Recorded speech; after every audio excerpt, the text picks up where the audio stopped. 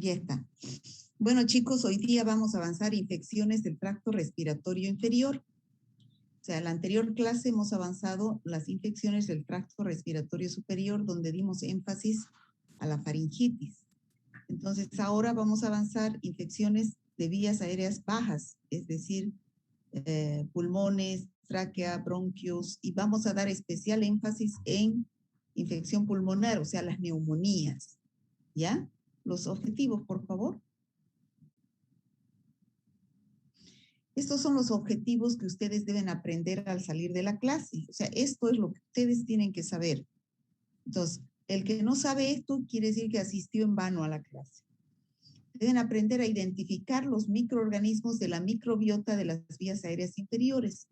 Es decir, saber que las vías aéreas inferiores, desde laringe, tráquea, bronquios, bronquiolos, son totalmente estériles porque no están en contacto con el medio ambiente externo. La presencia de microorganismos a este nivel nos puede dar lugar a que podamos pensar en una infección, una neumonía, una bronquitis, ¿no? Segundo objetivo, identificar los microorganismos patógenos productores de infecciones respiratorias. Ya dije, dimos énfasis en la neumonía. Entonces, las neumonías, porque es la patología más común, se clasifican en neumonías típicas y atípicas. Tenemos que saber cuáles son los microorganismos, los agentes etiológicos productores de neumonías típicas y productores de neumonías atípicas. Al mismo tiempo, de acuerdo a la localización de la infección, se clasifican en intrahospitalarias y de la comunidad. Tenemos que saber cuando el paciente está dentro de un hospital qué microorganismos son los que están produciendo neumonía, porque generalmente son pacientes asociados a un respirador mecánico. En cambio, los de la comunidad, tenemos que saber también qué microorganismos están produciendo esas infecciones en pacientes que no están hospitalizados.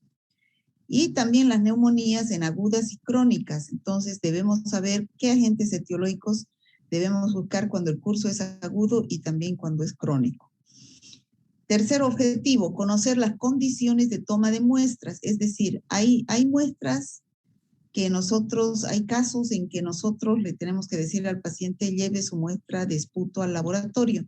Pero ustedes tienen que saber que esputo es lo que tiene que llegar el paciente, lo que sale de adentro, la secreción bronquial.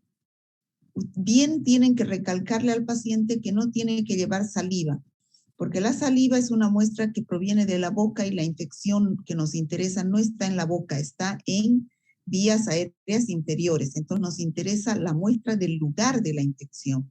Una muestra es la representación del lugar de la infección, ¿no? Hay muestras como en pacientes que están hospitalizados en terapia intensiva, que la muestra hay que sacarla mediante un lavado broncoalveolar o mediante una aspiración traqueal, ¿no? Entonces, esas son en pacientes hospitalizados. Y por último, y lo más importante, que sepan interpretar los informes de laboratorio, para que cuando venga mamá, papá, tío, vecino o lo que sea, a ver, estoy tosiendo, tengo fiebre, tengo dificultad para respirar, me hice este análisis, por favor, vos que estudias medicina, ¿qué tengo? Entonces, ustedes tienen que estar aptos para poder interpretar esos informes bacteriológicos a través de los casos clínicos que estamos presentando, uno de neumonía típica, otro de neumonía atípica, para que ustedes aprendan a ver la clínica, que el diagnóstico de una infección se establece, ya saben, entre tres pilares fundamentales. La clínica, que es lo más importante, que es soberana. De acuerdo a la clínica, yo me oriento qué es lo que voy a preguntar en la anamnesis. La epidemiología de la infección, es decir, fuente de infección, vía de transmisión, huésped susceptible, ¿no? Y también los métodos auxiliares de diagnóstico, que en el caso de las neumonías es muy importante el laboratorio de bacteriología, de virología, pero también es importante los métodos auxiliares de diagnóstico como las tomografías o las radiografías, ¿no? Bueno, chicos, pueden empezar. Espero que tengan especial interés en aprender estos objetivos de una infección que es tan común en nuestro medio. Puede empezar, José. Muchas gracias, doctora. Entonces vamos a empezar. Recording in progress. Bueno, chicos, vamos a empezar hoy día con el tema que es infecciones respiratorias de vías inferiores o bajas, ¿no? En la anterior clase, como dijo la doctora, ya hemos hablado sobre diferentes infecciones de vía aérea superior o alta, donde hemos visto pilotitis, una faringoamigdalitis sobre todo, y otras infecciones que hemos estado hablando, ¿no? Pero para no atrasarnos, ya hemos visto, ¿no? La doctora ya lo explicó básicamente lo que tenemos que aprender y salir con el conocimiento hoy día de saber cuál es la flora normal y por ende saber si en un laboratorio microbiológico va a aparecer muestras de otra bacteria. En este caso, vamos a poner más adelante qué bacteria, si no hay bacterias, si es un área estéril. Vamos a darnos, gracias a ese diagnóstico, si vamos a estar en presencia de una infección. Gracias a eso tenemos que saber cuáles son los microorganismos patógenos, qué muestra vamos a pedir a nuestro paciente, dependiendo de la clínica, obviamente. Y pues bueno, leer el informe de laboratorio, ¿no? El que nos dan los microbiólogos y así tener un diagnóstico definitivo. Y aprender más casos clínicos para que nosotros razonemos con el conocimiento médico gracias a la teoría y a la práctica que estamos realizando. Bueno, entonces, como siempre, para el conocimiento de una infección, tenemos que saber la anatomía, ¿no? Principal, para saber de qué estamos hablando, si vamos a hablar, si hay una infección a nivel de tracto respiratorio inferior, saber desde qué parte corresponde al tracto respiratorio inferior, porque no podemos decir si tiene una neumonía, vamos a decir, por ejemplo, mi microbiólogo que tome una muestra de tracto respiratorio superior y ahí va a decir, un hisopado faríngeo, no. Por eso tenemos que saber bien la anatomía, en qué órgano estamos tratando y a qué nivel de tracto respiratorio estamos refiriéndonos, ¿no? Entonces, esta parte ya habíamos hablado en la anterior clase sobre vías aéreas superiores que lo corresponden desde los orificios nasales hacia la laringe. Una vez pasa tráquea, como verán ustedes aquí, ¿qué es lo que me divide la vía de tracto superior de la vía de tracto inferior? Van a ser desde la primera costilla hasta la 12ª. Bueno, comprende diferentes. Si hay una diferencia principal en lo que refiere a ser vías aéreas superiores e inferiores, es que en las superiores, como se recuerdan, hemos visto que hay flora normal, no en todas las partes, sino en cierta cavidad, en ciertas partes, en ciertas regiones, ¿no? Tenemos microbiota, por ejemplo, de la nariz, tenemos del oído externo, específicamente, por ejemplo, en el oído medio no había, ¿no? Por ejemplo, en la epiglotis tampoco. Por ejemplo, si en la epiglotis encontrásemos un Haemophilus influenzae, eso sería una bacteria patógena productora de epiglotitis. Ejemplo. Y bueno, aquí tenemos ¿no? las infecciones más frecuentes en el tracto superior que hemos hablado: otitis, laringitis, faringitis, epiglotitis, sinusitis y difteria respiratoria. Ahora lo que nos interesa, las infecciones del tracto respiratorio inferior. Habíamos dicho que la laringe pertenece al tracto respiratorio superior. Por su conocimiento adquirido el año pasado, ya deben saber que inferior a la laringe empieza la tráquea. La tráquea con todos sus cartílagos, y bueno, empiezan los bronquios, ¿no? Los bronquios, estos de acá, los bronquios principales, vamos a tener los bronquios lobares para cada lóbulo del pulmón, y al final los bronquios segmentarios, ¿no? ¿Y en qué va a terminar todo eso? En el acino alveolar, ¿no? Que va a ser el alveolo pulmonar. Y todo eso va a conformarme lo que sería mi parénquima pulmonar. Entonces, cada una de estas zonas puede llegar a estar en contacto con cierta bacteria patógena, y esa bacteria patógena, gracias a la patología que este año están aprendiendo, toda noxa, todo cuerpo extraño, todo agente extraño al organismo, va a producir una inflamación. Y entonces, ¿qué va a pasar? Entonces van a producir infecciones en este caso.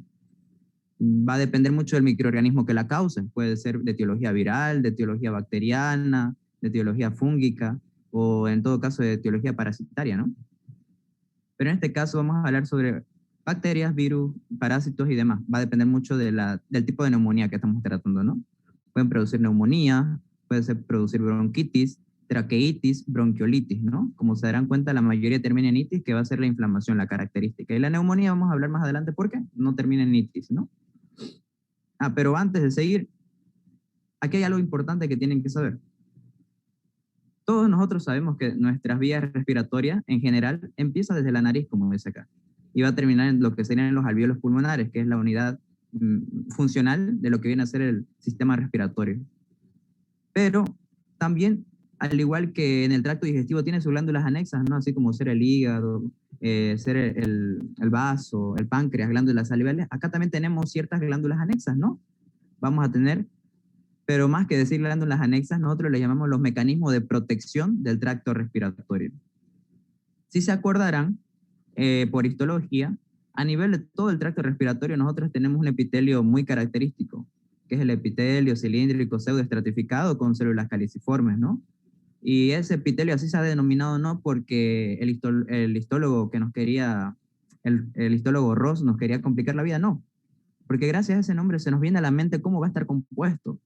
Por ejemplo, dijimos cilios. Nosotros vemos que la característica, perdón, de cilíndrica es que es bastante alargada la célula.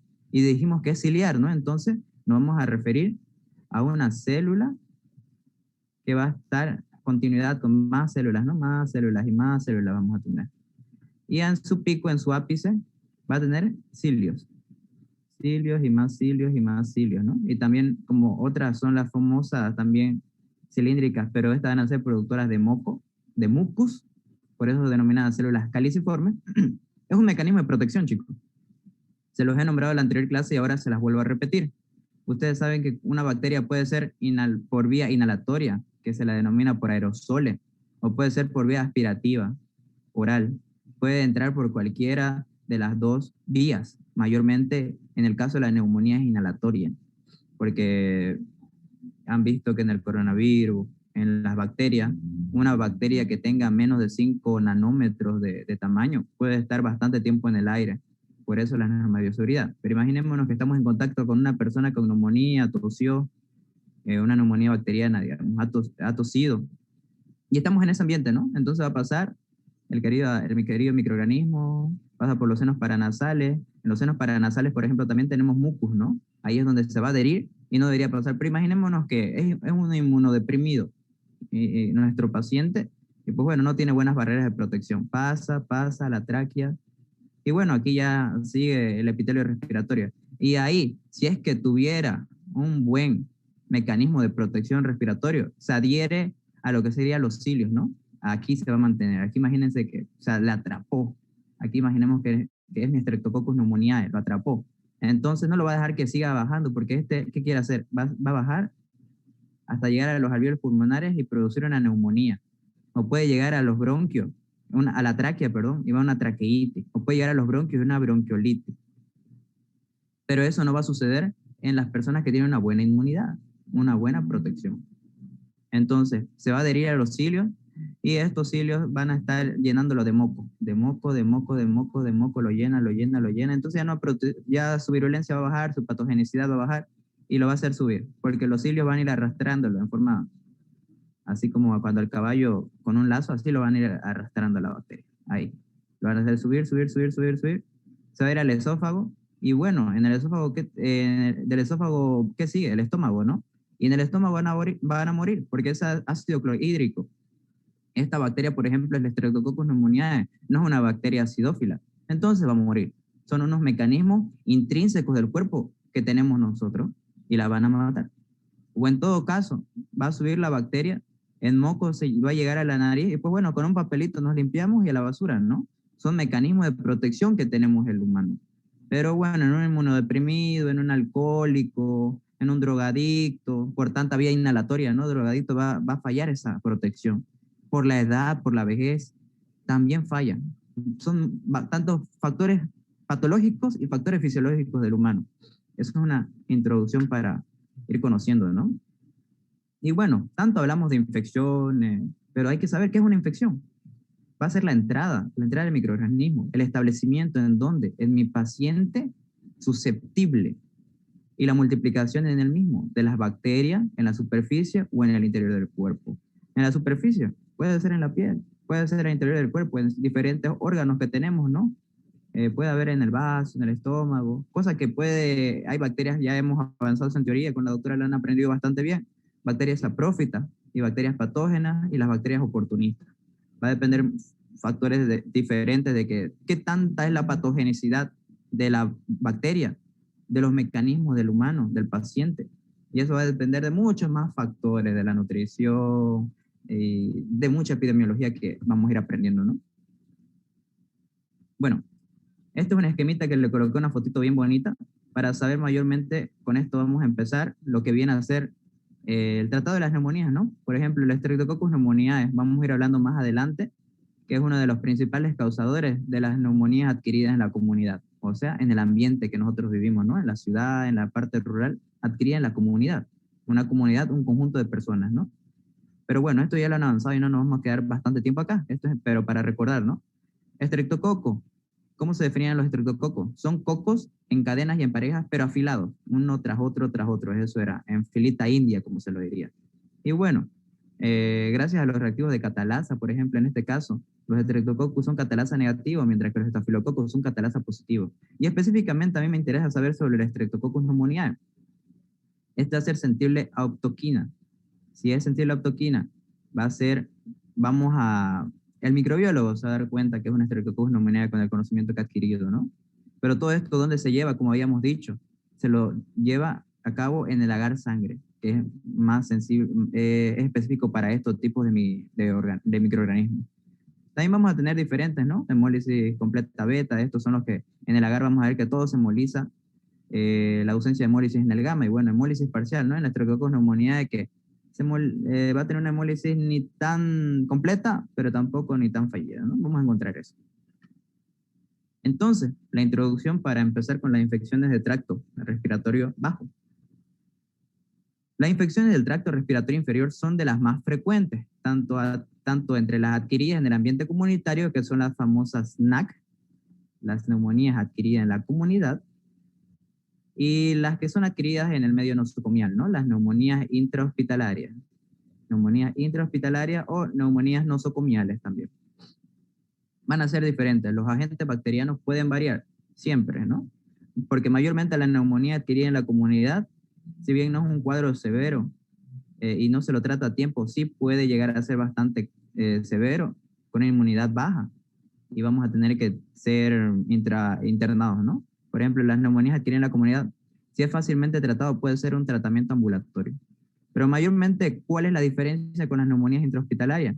Que en las neumonías intrahospitalarias ustedes van a ver que el paciente no llega porque tiene una neumonía intrahospitalaria, no llega por esa razón. Puede ser que el paciente llegue por una endocarditis, en este caso imaginémonos que es el más común, llegue porque es un paciente COVID, ¿no? Ya está en los últimos, su inmunidad está tan baja, el COVID ya, su pulmón está colapsado, todos los lóbulos están condensados y demás.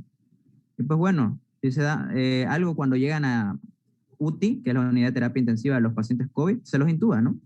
Por la sonda orotraqueal. Van a intubarlo. Y pues bueno, la Klebsiella pneumoniae, esos son importantes microorganismos que lo voy nombrando en toda la clase, ya hemos hablado de uno.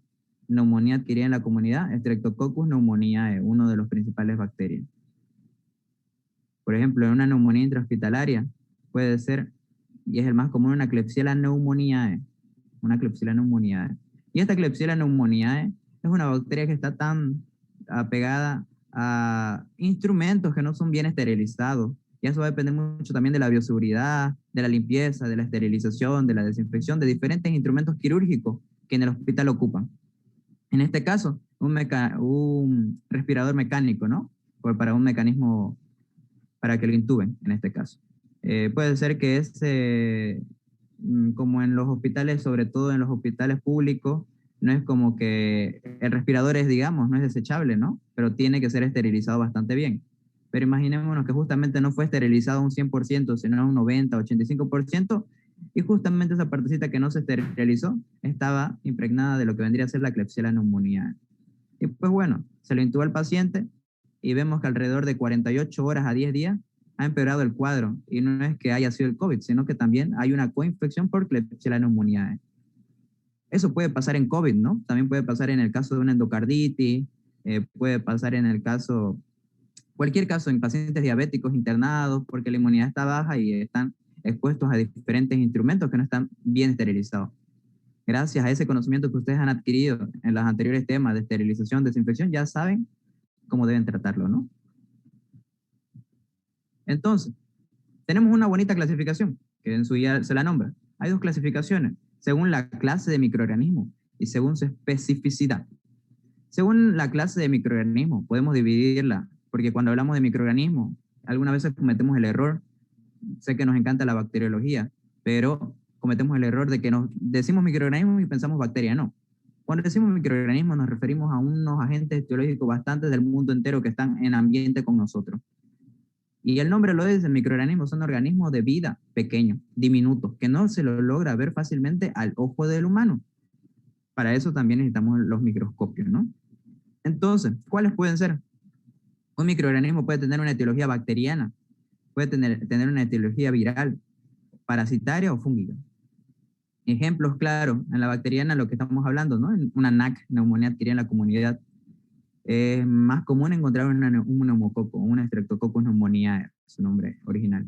En las virales puede ser el virus de la gripe, ¿ok? Virus de la gripe que es bastante común en épocas de invierno, eso también, me olvidé darles ese dato antes. Van a ver que en épocas de invierno es donde mayormente la gente se resfría, y no sé si se han preguntado por qué. ¿Cuál es la diferencia de que mi paciente hace un mes, cuando estaba haciendo la calorcita muy bonita, 32 grados, haya estado súper bien, y en un mes haya estado mal? La inmunidad puede ser, pero de que cambie un mes al otro mes, va a depender qué ha pasado, ¿no? Pero ahí tienen que pensar, todo esto es epidemiología, chicos. Epidemiología, por ejemplo, mayormente en los virus de la gripe, en lo que serían infecciones de neumonía, son por hacinamiento. ¿Y cuándo hay mayor hacinamiento? En épocas de frío, porque en el frío hace que la gente se junte más, ¿no? Y también otro factor, ¿cuál es? En que el frío hace que mis barreras protectoras que habíamos dicho, la barrera protectora mucociliar se debilite. Es como en el frío a nosotros no nos da ganas de hacer nada, ¿no? En el frío estamos cansados, estamos fatigados, por el frío no queremos hacer nada. Y es lo mismo que lo hace a nuestros mecanismos protectores. Hace que los cilios no trabajen bien, no producimos hartos mocos, porque no es lo mismo nosotros que tengamos una rinorrea, que tengamos en nuestro moquito, ¿no? Mucus mayormente llamado. No es lo mismo. En la rinorrea, digamos, es más líquido. Sale y sale y sale. No, no es lo mismo. Eso es todavía producido por otro virus, un rinovirus que vamos a ver cuando avanzamos virología. Pero eso tienen que tener en cuenta. Bastante la epidemiología ayuda en esto. Porque no es muy común ver a una persona aquí en la calor que esté resfriada, ¿no? Pero sí en invierno, cuando hace frío, vemos que mayormente es porque falla por los hacinamientos y por los factores, digamos, como le dije, que afecta a mi mecanismo mucociliar. Bueno, parasitarias también vamos a tener, y las fúngicas. ¿Cuándo son estas dos mayormente vistas? Las parasitarias, cuando ustedes han aprendido parasitología, mayormente es por vía de transmisión fecal-oral, mayormente. Y en la fúngica, en este caso una paracoccidioidomicosis, ¿cuándo es la fúngica? La fúngica van a verlo y van a encontrarlo y lo van a hablar bastante bien en su materia de micología, que es mayormente cuando el paciente tiene una inmunidad baja. Y hay que acordarnos ahí, muy aparte de decir que un paciente tiene una inmunidad baja, gracias a la epidemiología igual, que es bastante buena, y a la clínica, vamos a ver cuándo un paciente VIH-Sida. Cuando ustedes tengan un paciente VIH-Sida, exactamente en etapa SIDA, porque solo el VIH sería la enfermedad, sino va a tener diferentes estadios, y el SIDA es la terminal, van a ver que su inmunidad está baja. Entonces, y eso es bastante importante, porque cuando la inmunidad está baja del paciente, hasta mi propia flora normal puede atacarme, puede convertirse en patógena. En este caso sería la llamada oportunista y puede causarme infecciones. Pero en este caso también predominan lo que viene a ser la fúngica. Una Pneumocystis carini, una Pneumocystis girovecii, en este caso una paracoccidiomicosis, ¿no? Y bueno, entonces, ¿son especiales o no? Al referirnos a las específicas y las inespecíficas. Claro, son especiales, por algo le llamamos específicas. ¿Las específicas cuáles son? Específicas vamos a diagnosticarlas gracias a una clínica importante y a la epidemiología igual. Pero sobre todo una clínica, porque con la clínica, la vista, la inspección, la anamnesis que vamos a realizar a nuestro paciente, vamos a darnos cuenta. Entonces, gracias a eso que nos vamos a dar cuenta, lo diagnosticamos, ¿no? Por ejemplo, en el caso de una tuberculosis, ¿cómo había sido la clínica? Importante. En una clínica de tuberculosis, hay sido que el paciente tiene hemoptisis, llega a ser anoréxico, tiene una dificultad, tiene disnea, tiene odinofagia. Pero, ¿cuál era la característica, el signo más visto y común? Era la hemoptisis, que es una tos con expectoración con hilos de sangre. Vamos a ver que un paciente que tiene una tos con expectoración, por ejemplo, si tuviera una tos con expectoración, podríamos suponer una neumonía, ¿no? Pero no es muy normal que tenga hilos de sangre, entonces ahí ya puede ser tuberculosis, ¿no?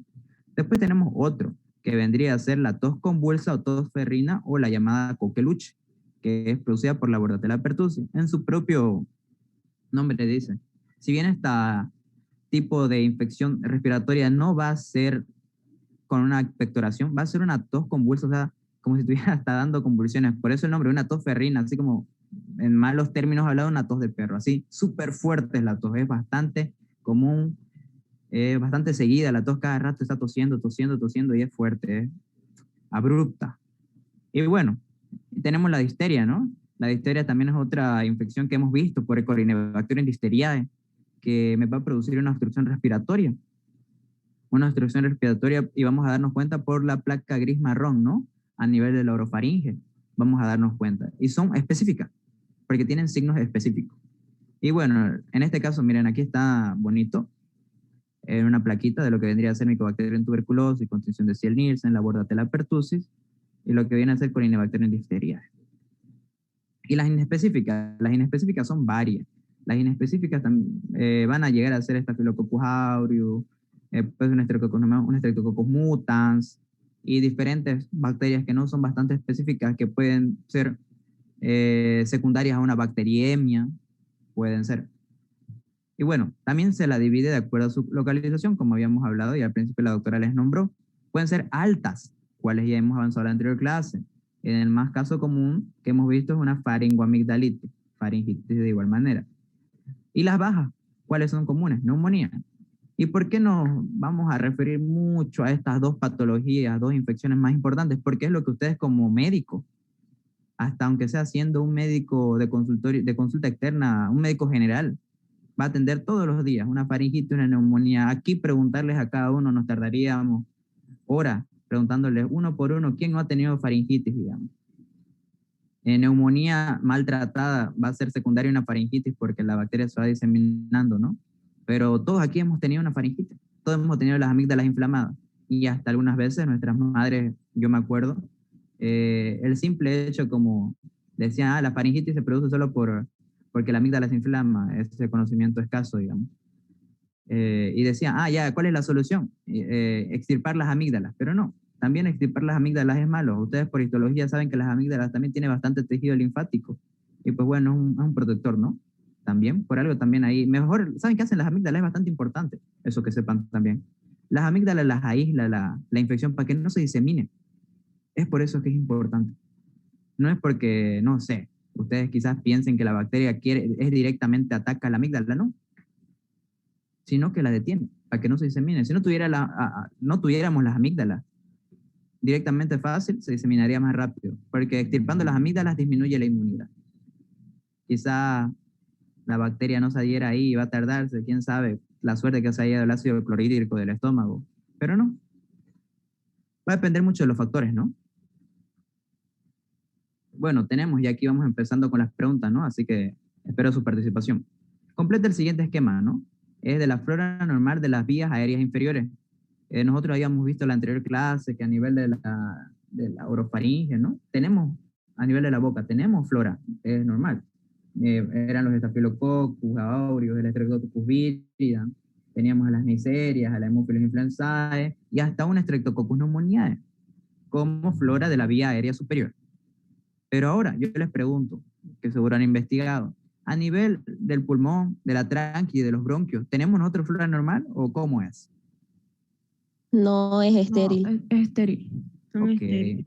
muy bien. Tanto pulmón, tráquea y bronquio es estéril.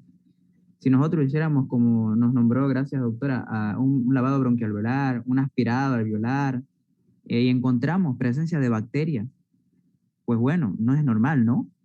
Porque nosotros, gracias al conocimiento que estamos adquiriendo hoy en la clase, sabemos que en los pulmones no debemos encontrar bacterias, en la tráquea tampoco debemos encontrar bacterias, y en los bronquios tampoco debemos encontrar bacterias. En sí no debemos encontrar ningún microorganismo acá, no solo de referirnos a bacterias. Si vemos un parásito, no, digamos.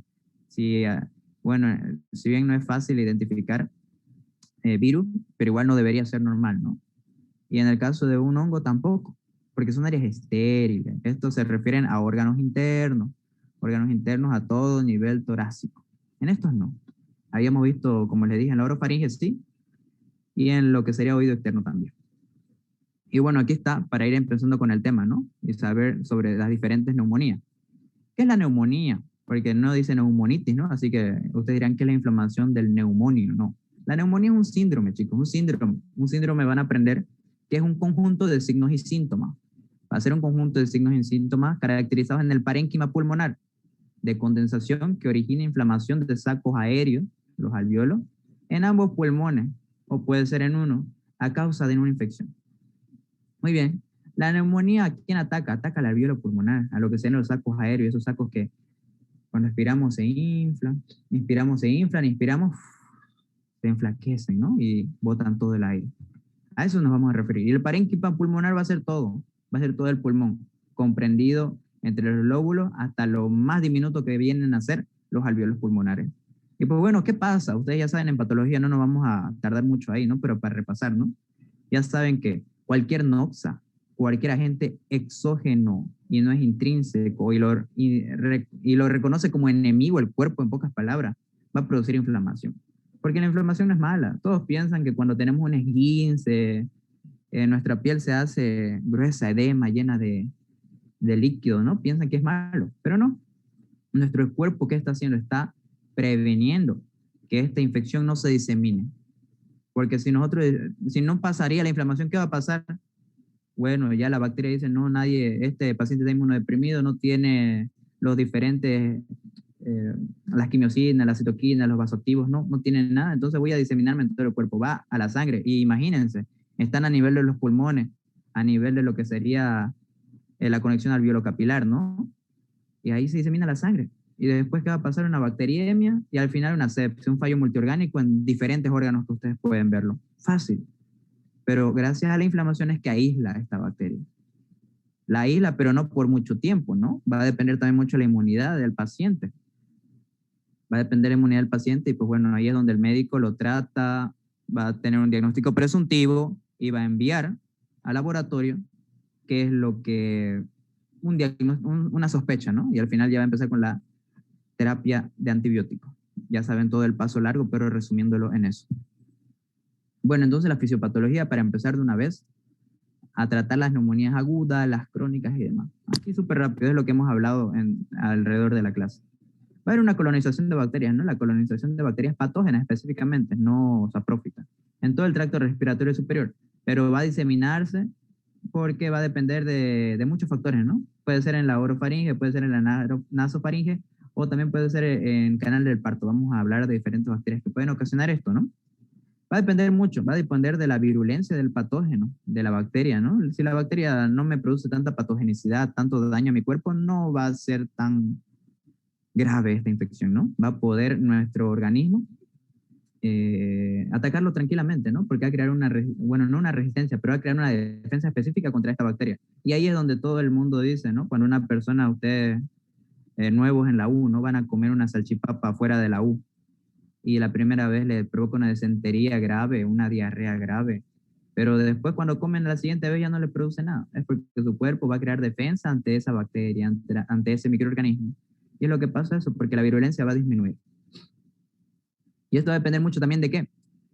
La inmunidad depende tanto del factor inmunológico, porque tenemos que ver que tan bien están sus neutrófilos en el caso de una infección bacteriana, los eosinófilos, los basófilos, los macrófagos, monocitos y demás, linfocitos y demás. Y también el estado nutricional es bastante bueno. Si una persona come comida chatarra, se vuelve obeso y va a fallar los mecanismos, ¿no? Esto ya lo van a aprender mucho mejor al año, pero es bastante la epidemiología buena. Mayormente las infecciones también son producidas en personas que tengan diferente nutrición mala. Por ejemplo, en una persona que es bastante gordita, ¿no? ¿Qué van a pensar? Usted que es obeso, que puede tener una aterosclerosis y que, bueno, en todo caso puede llegar a ser diabético, ¿no? Si bien los diabéticos, algunos malentienden que sí o sí tienen que ser flacos, no, los diabéticos también pueden ser gorditos, ¿no? Y tiene una inmunidad débil, puede ser un paciente con VIH-Sida, eso va a estar en el factor inmunológico. Son diferentes epidemiologías que nosotros debemos aprender a la inspección y la vista de nuestro paciente. Usted entra a su paciente y ya tiene que ir calificando qué puede ser la dolencia, qué puede, porque un paciente van a ver cuando estén en un consultorio, lo van a aprender bastante al año en semiología. Él ya entra con la dolencia. Imagínense que fuera una neumonía, ¿no? La triada de la neumonía ya sabemos cuál es: fiebre, cefalea y dolor en punta de costado, o dolor pleurítico también llamado. ¿Qué va a pasar eso? Dolor en punta de costado. Va a venir entonces quizás el paciente con la mano a nivel de la base pulmonar ahí. Base pulmonar derecha le duele y va a venir ahí con la mano y va a entrar: ¿qué tal, doctor? ¿Cómo está? Y usted ya tiene que ir viendo, ¿no? Eso.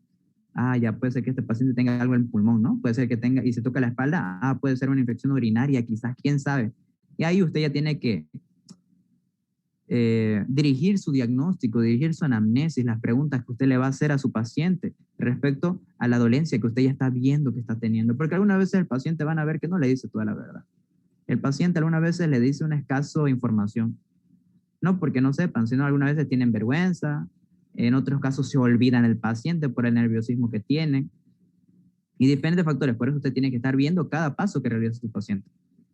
Bueno, gracias a todo eso vamos a tener factores que deben ser el agente causal. Ya habíamos visto, ¿no? Se puede por vía aspiratoria, por vía inhalatoria y por vía hematógena. La hematógena va a ser en casos finales, ¿no? Por ejemplo, la hematógena, algo común, va a ser el Staphylococcus aureus. El Staphylococcus aureus también va a producirme una neumonía y sobre todo una piógena, vamos a ver más adelante, ¿no? Y esto, ¿cómo viene hematógena? Porque el Staphylococcus aureus también tiene eh, para producir ciertas endocarditis infecciosas. Y bueno, la endocarditis está en relación al corazón, ¿no? Y va a estar en contacto con la sangre. Entonces va a llegar por flujo sanguíneo a diferentes partes del órgano. Así que imagínense, esta endocarditis infecciosa está en el endocardio, muy apegado a lo que venía a ser lo que es la valva, ¿no? Aquí imaginémonos que este era un ventrículo izquierdo. Aquí estaba la valva, una bicuspidia, y bueno, aquí estaba lo que vendría a ser una aurícula izquierda, ¿no? Y bueno, aquí por la auriculoventricular se diseminó. ¿Y dónde llegan estas venas, no? Llegan a los pulmones, y puede ser que se disemina ahí, van a diseminarse. Y eso llega a ser un factor, ¿no? Para eso nosotros tenemos que saber, miren, necesitamos saber anatomía, patología, fisiología, y la importancia de acá, necesitamos saber bacteriología.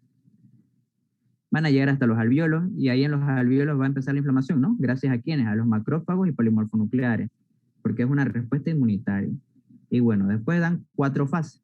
La congestión, que es la vasodilatación. En todo proceso inflamatorio, el endotelio vascular se va a lesionar y va a producir óxido nítrico, y entonces lo va a vasodilatar.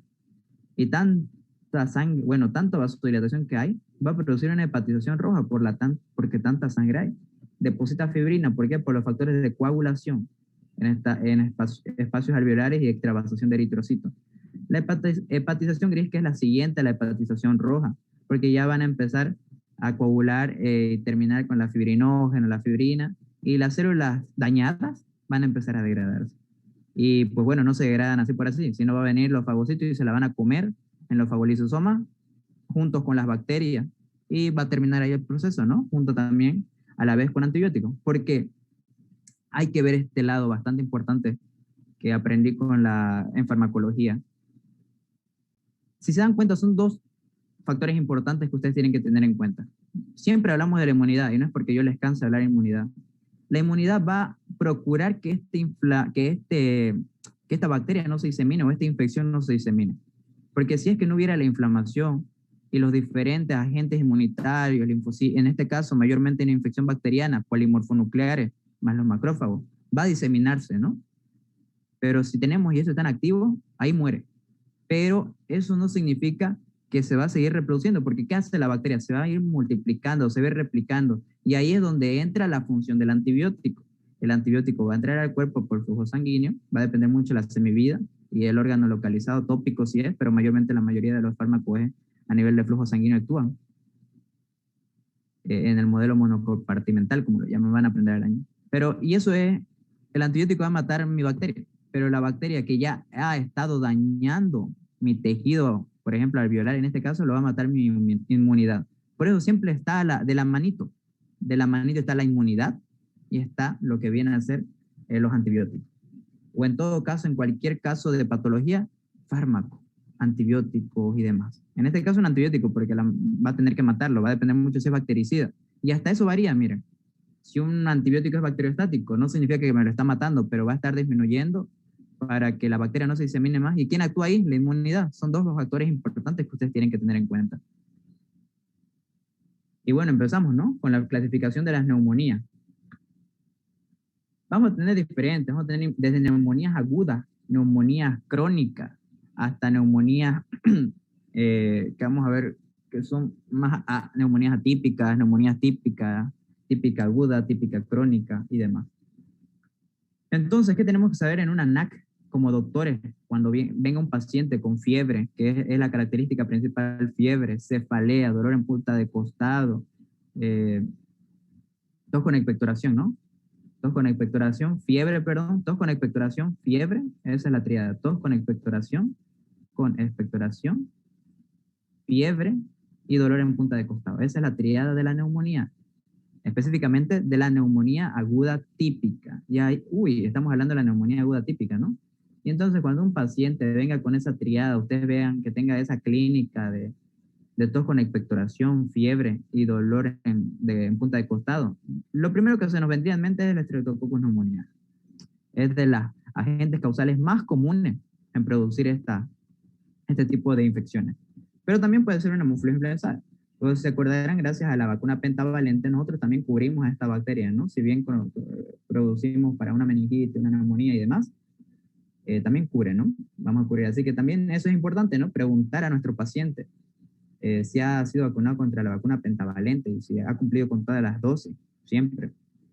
Entonces, entre neumonía aguda típica, la más común, Streptococcus pneumoniae. Pero también en esa clasificación puede ser una Haemophilus influenzae, ¿no? Y bueno, también tenemos en pacientes ancianos, diabéticos y alcohólicos, en cual la inmunidad está más baja, y pues pueden producir de otros focos extrapulmonares también. Puede ser un Staphylococcus aureus, Klebsiella pneumoniae, Pseudomonas aeruginosa, Moraxella catarrhalis, la Candida spp y el Aspergillus o Aspergillus. Pero también tenemos diferentes neumonías agudas atípicas. ¿En qué va a diferir estas dos? Las dos son lo que vienen a ser adquiridas en la comunidad, ¿no? Van a adquirirse en un ambiente que vamos a estar, por ejemplo, si estuviéramos en la U, eso va a ser adquirido en la comunidad. Lo estamos adquiriendo en diferentes lugares donde hay varias personas juntas, ¿no? Es un conjunto de personas en la comunidad.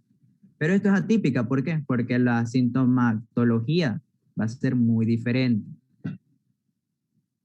Sí, va a ser bastante diferente. Si bien si es decirlo similar y diferente, va a ser, por ejemplo, en este caso, miren, en la neumonía aguda típica, la fiebre puede llegar hasta más de 40 grados, 42 grados, 43 grados, o sea, es una fiebre súbita alta.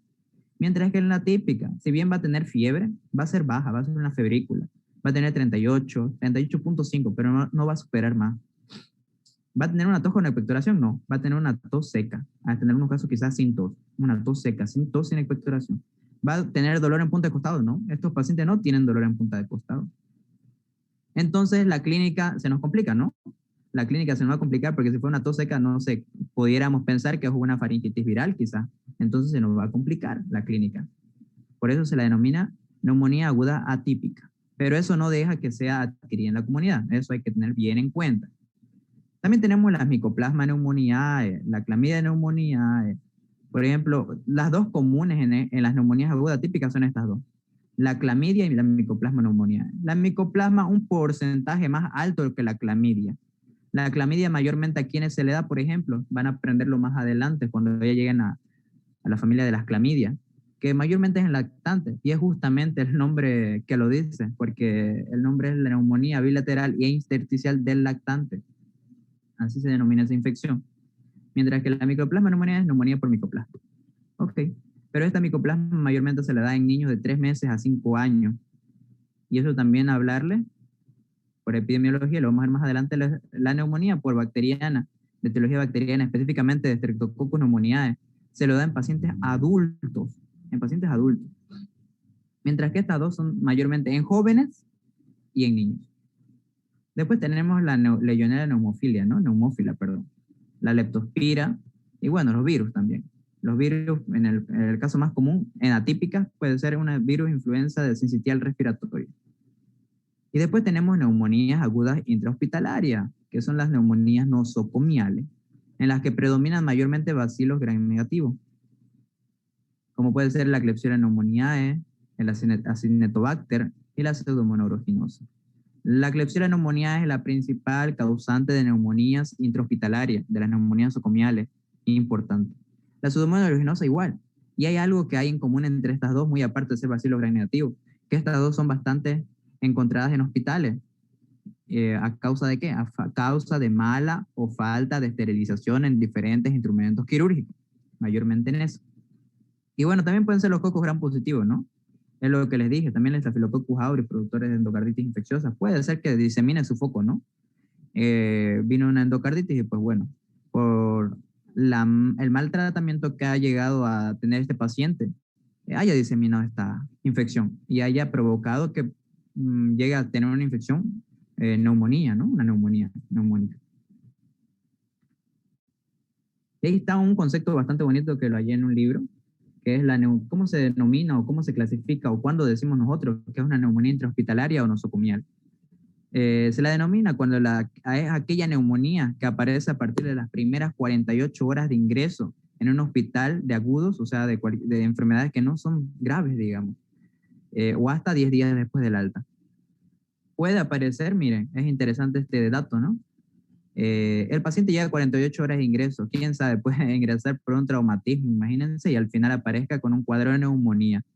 Entonces eso vamos a tratar 48 horas de ingreso, 48 horas después de que entre el paciente y presenta una clínica atípica de neumonía. Perdón, una clínica de neumonía, no atípica, una clínica de neumonía presente. Es más común que sea Klebsiella neumonía. O puede presentar hasta 10 días después del alta. Le dimos el alta, pues, y recién de 10 días presentó lo que venía a ser la clínica de la neumonía también. Y no es que haya estado, digamos, quizás en contacto con personas, sino, y en ese caso, por ejemplo, sería un poquito más complicado hallarle el diagnóstico final, ¿no? Porque podemos decir, puede ser una falla importante y eso sería bastante importante en su epidemiología. ¿Qué habría que preguntarle? Imagínense un paciente que después venga a su consultorio saliendo del hospital 10 días después del alta. Y en este caso, imaginémonos, o sea, ahorita yo ya les dije que es Klebsiella pneumoniae, ¿no? Va a ser una neumonía nosocomial. Pero ese doctor, el médico, no sé, imaginemos, la doctora López, la doctora Segarra, el doctor Aldemir, tiene que preguntarle qué. Va a preguntarle si recientemente estuvo en un hospital, ¿no? Si estuvo internado en un hospital o ha ido al hospital. Va a depender mucho de eso, ¿no? Por eso es bastante importante la epidemiología y saber qué preguntarle. La mayoría de las veces también se les pregunta eso en semiología, si ha tenido una cirugía en otro hospital y demás, y ahí se contacta, digamos, entre los hospitales.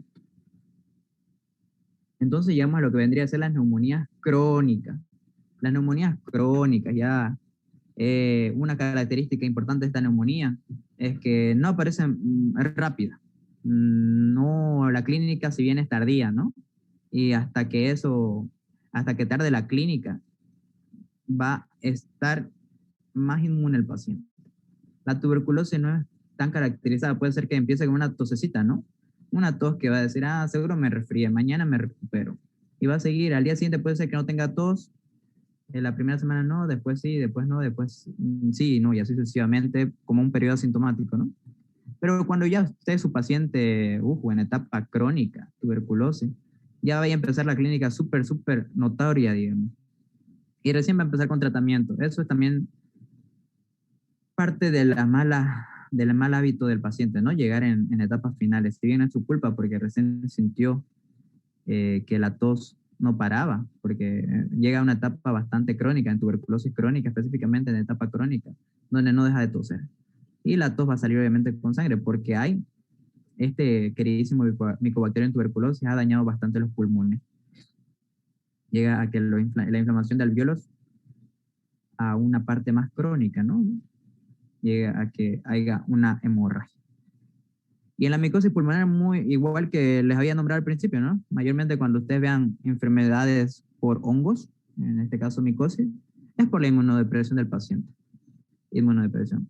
Por ejemplo, algo común que vemos hoy en día siempre es la famosa onicomicosis, ¿no? Que es enfermedades por agentes micóticos en uñas. Eso es más común de verlo hoy en día. Pero cuando vemos alguna infección en pulmón, en cerebro, en parte gastrointestinal, eso no es muy común. Eso ya vamos a sospechar de un paciente inmunodeprimido. En este caso, ¿cuáles pueden ser? el Cryptococcus neoformans, el Histoplasma capsulatum y el Coccidioides himiti. Por ejemplo, algo interesante acá, que el Cryptococcus neoformans, si bien no es el principal, vamos a ver más adelante en la siguiente clasificación, que es específicamente el Pneumocystis jirovecii, el que me causa neumonías por hongo. En este caso va bastante bien de la mano. El Cryptococcus neoformans mayormente es un productor de infecciones a nivel del sistema nervioso central, del encéfalo. Pero como yo le dije, es crónica. Aquí el paciente entonces debe, si es que tiene una infección de neumonía crónica por Cryptococcus neoformans, nos va a decir que este paciente, su inmunidad está bastante baja, para que ya se diseminó desde la parte del encéfalo hasta parte de los pulmones. Y otros pueden ser la nocardia y el actinomyces también. Aquí entonces están las neumonías aspirativas.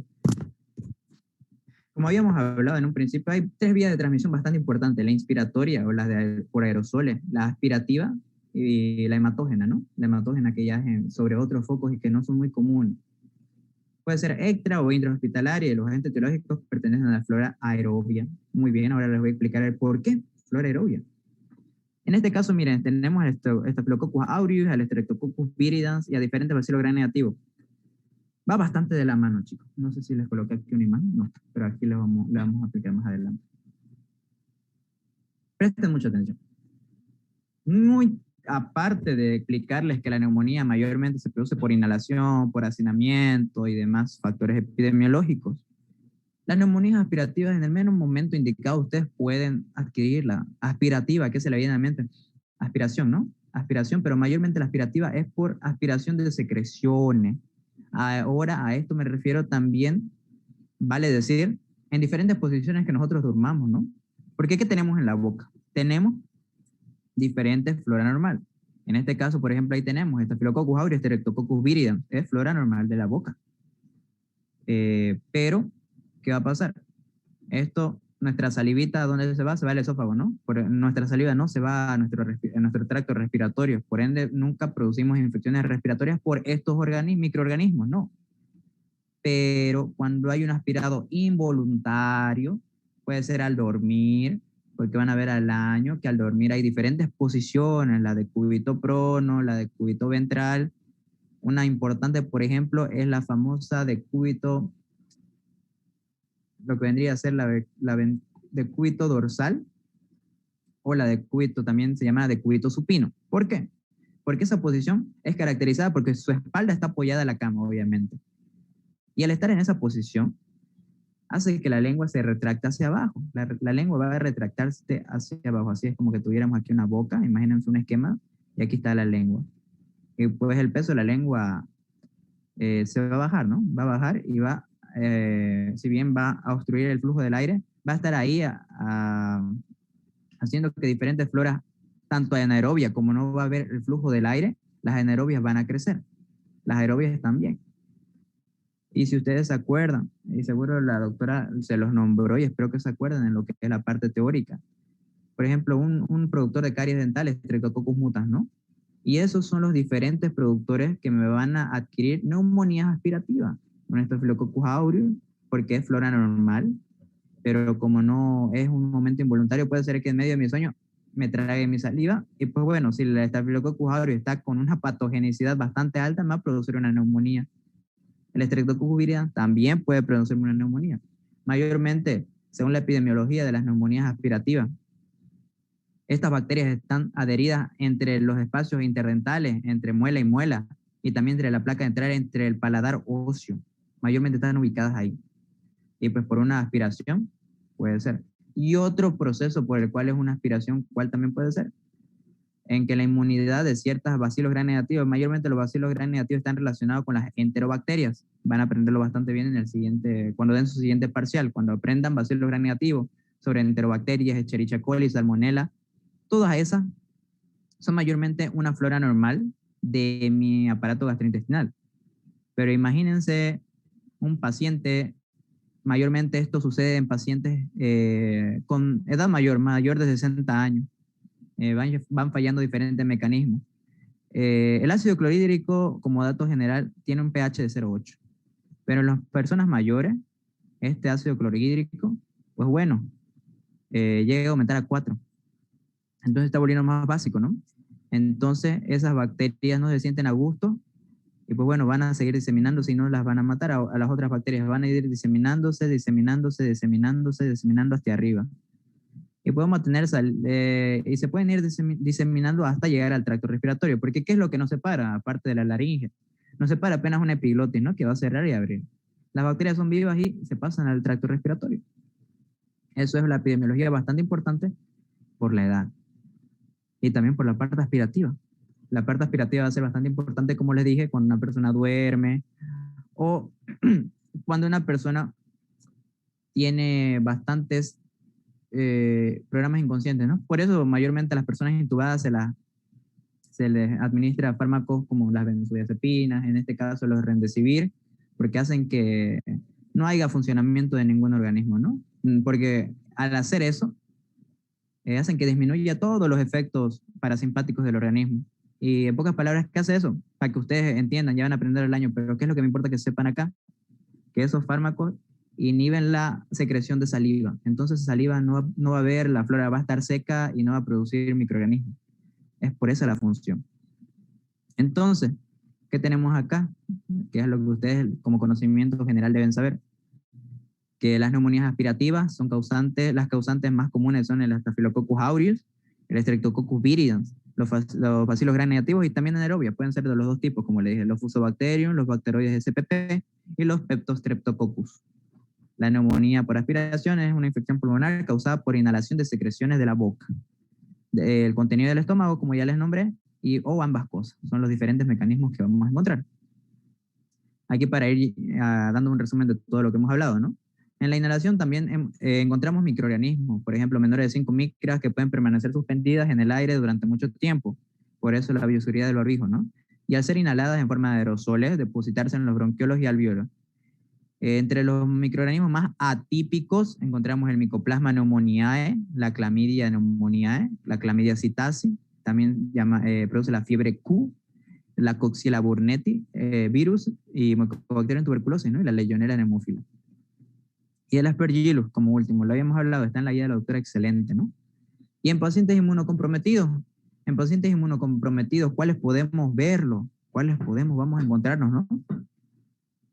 Mayormente esto es en pacientes que tienen la inmunidad baja. Como aquí dicen, inmunidad humoral y la neutropenia. Neutropenia se refiere a que la cantidad de neutrófilos va a estar baja. Y en la inmunidad humoral es mayormente caracterizada por lo que vienen a ser los anticuerpos producidos por los linfocitos B. La alteración de la inmunidad celular va a referirse mayormente a lo que viene a ser el linfocito T, el linfocito B, el linfocito NK. Ok, en el caso de las alteraciones de la inmunidad humoral y la neutropenia, cuando haya inmunidad baja, en pocas palabras, los pacientes inmunocomprometidos pueden adquirir infecciones o neumonías específicamente por un Streptococcus pneumoniae, una Haemophilus influenzae, una Moraxella catarrhalis, un Bacillus gram negativo entre bacterias no fermentadoras y Staphylococcus aureus, ¿no? Y en la alteración de la inmunidad celular, pacientes VIH, si los decida, va a tener, por ejemplo, aquí, ¿por qué específicamente lo especifica el VIH? Vamos a avanzar ese tema mucho más adelante, si no estoy mal es el último tema de la guía y es bastante bonito. Es porque, como le dije, el linfocito celular, ¿no? ¿A qué se refieren? A los famosos linfocitos LT, el linfocito B y a los NK, pero específicamente a los VIH se refieren a la disminución de los LTCD4, que son los linfocitos CD4, que son los famosos coadyuvantes. Ok, cuando esta inmunidad está baja, el cuerpo está inmunodeprimido, el paciente se lo denomina paciente inmunodeprimido, entonces va a adquirir diferentes infecciones, no siempre de pulmón, pero en este caso estamos hablando de una neumonía, ¿no? Por micobacteria, por hongos, por parásitos, que es muy común, en este caso la Pneumocystis jirovecii y el Strongyloides stercorali, y también pueden ser virus, mayormente en inmunidad, parásitos, mucho más.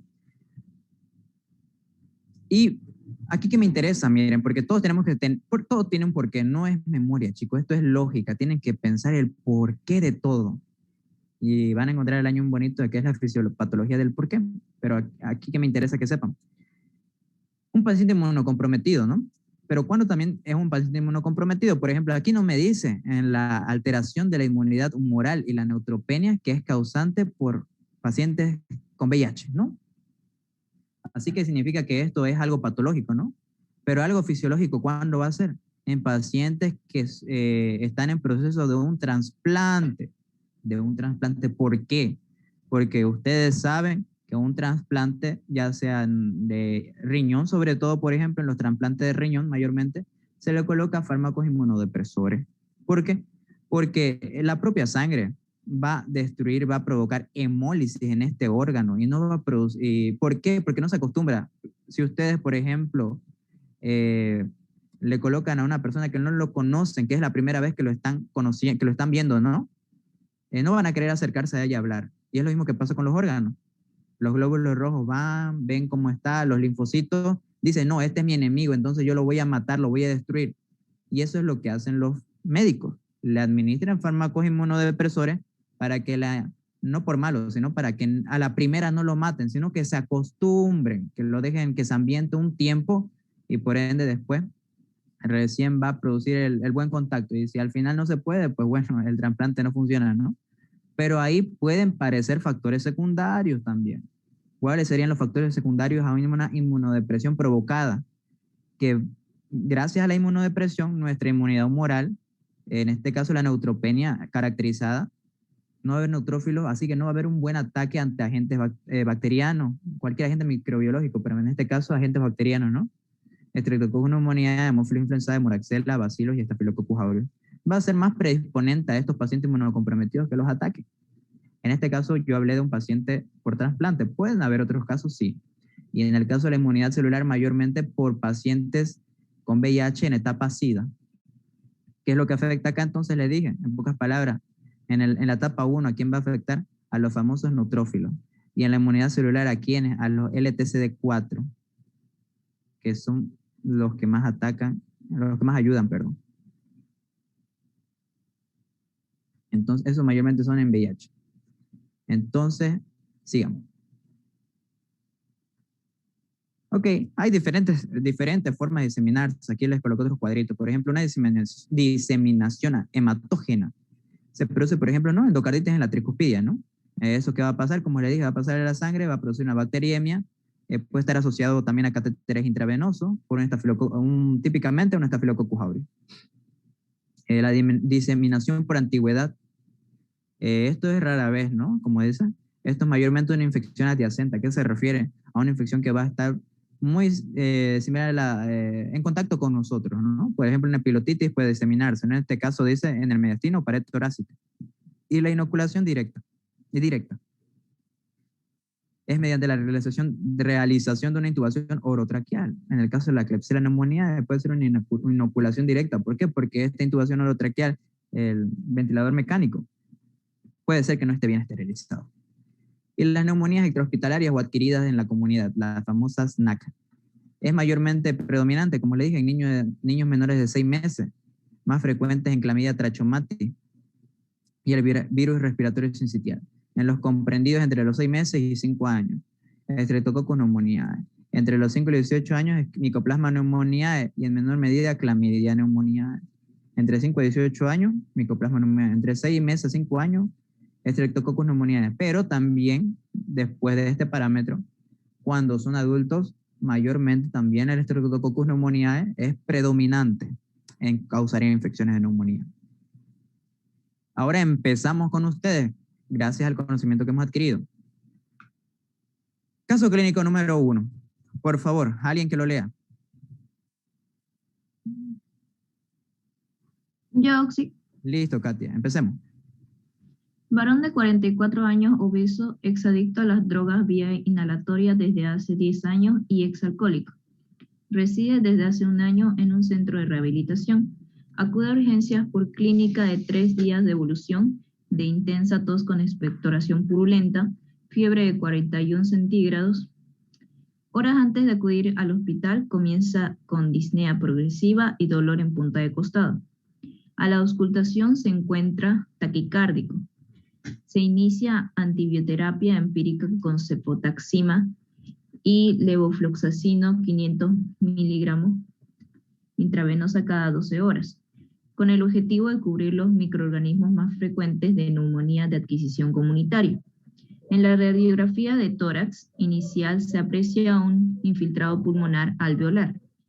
Se solicita cultivo de esputo El laboratorio reporta en la tinción de Gram abundantes diplococos Gram positivos y en el cultivo crece la bacteria productora del 80% de la SNAC, de Muy bien, Kat. neumonía adquirida comunitaria.